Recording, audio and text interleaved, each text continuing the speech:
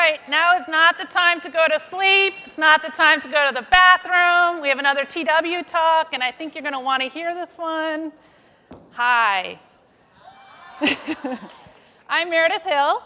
I am the president and co-founder of Gifted Travel Network, and today I am going to talk to you for 8 minutes. God, I wish I had more time on this subject, but I'm going to talk to you about how to activate your Midas touch. Are you excited? Because my intention is to share with you at least one nugget, if not more, so that by the time you leave this lunch session, you leave feeling totally optimistic and excited about what's possible for you. All right, so let's begin with asking the question, what exactly is the Midas touch? We all know the biblical story. King Midas asked for a wish, or was granted a wish, whereby everything he touched turned to gold. That's not what I'm talking about. Webster's dictionary actually defines the Midas touch as an uncanny ability to make money. So how many of you would like that? It's okay to want that too, by the way. How many of you feel like you have it? Okay, good. How many of you know people who have it? Especially in the travel industry. I want to introduce you to John Reese. John is an independent contractor with Gifted Travel Network, and he started his business about 24 months ago. He had 0 sales. He started it from scratch. He left his own job and started a travel business through our Travel MBA program, which is a program for, obviously, new agent training. Within 18 months, he was a top producer, one of the top 5 out of 200 independent contractors in our network. And not only that, he had been making enough money and doing well enough that his wife, who had a high-paying corporate job at Bank of America, was able to leave that job and come and join the business with him. So, do you think John has the Midas touch? Would you like to know how he activated or acquired the Midas touch? Well, the good news is you have it too. And the reason why, or the secret to one of the secrets to John's success, is that somehow he got through his life without blocking his Midas touch.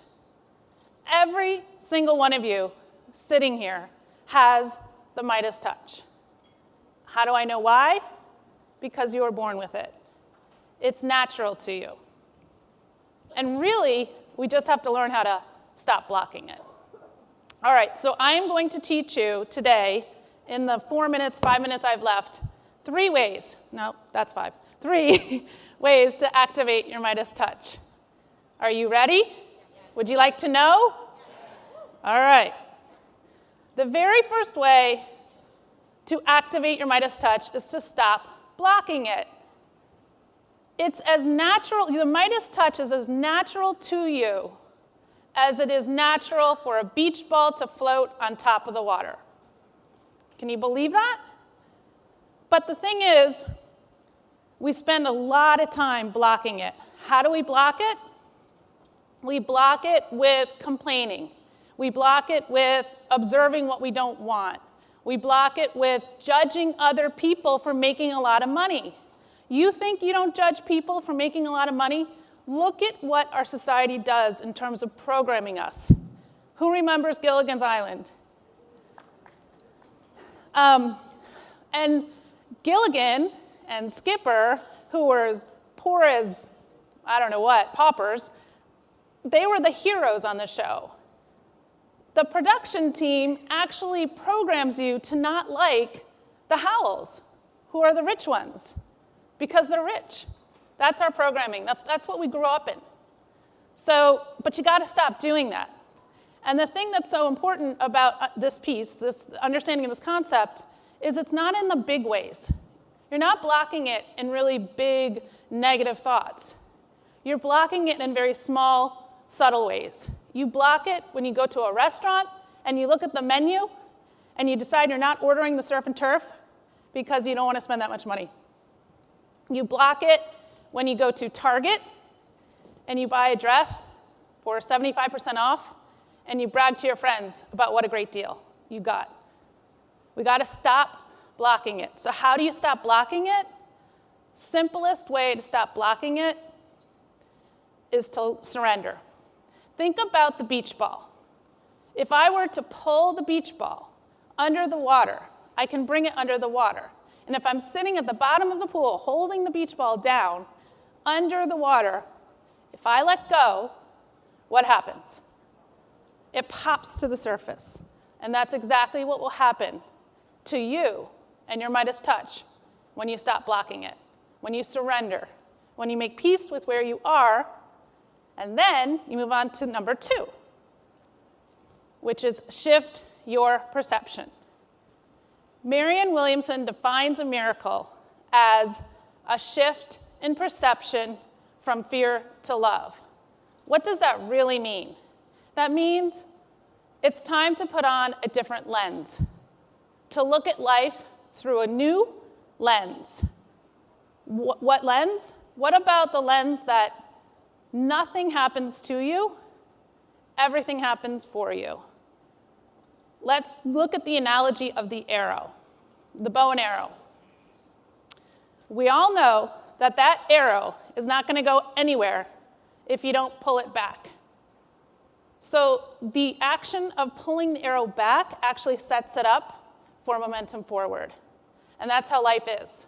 So use that new lens to realize when you're facing something difficult, when you're facing something unwanted, when you're facing a big problem, that life is actually setting you up for something much greater and much better. You're actually like a chosen one when you're going through something difficult. You can feel that way, and it feels a whole lot better when you do. And you know that when you let go of the arrow, it's going to go forward. You don't have to push it forward. You don't have to do anything. You just have to let go. Lots of other ways to shift your perception, but I don't have time today. The last way I want to share with you to activate your Midas touch is to tune to the solution instead of the problem. I've heard several times already this morning people talking about look at where you're going, don't look at where you are. Or plan for where you're going, don't plan for where you are. And that's very true with this piece, is you have to tune to where you want to go. Where is that arrow taking you? Not where it is right now. Don't look at the pulling back part. Everyone remembers Pigpen from the Peanut Gallery, right? We know who he is. He's the guy that walks around with the big dust bubble everywhere. Guess what? You all have a dust bubble around you right now. You can't avoid it. It's the vibe you put out. And that vibe is dictated by your thoughts and your focus. And you can change that vibe.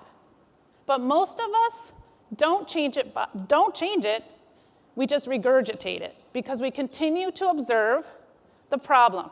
We continue to observe the unwanted. We continue to observe, we wake up and we observe what's in front of us.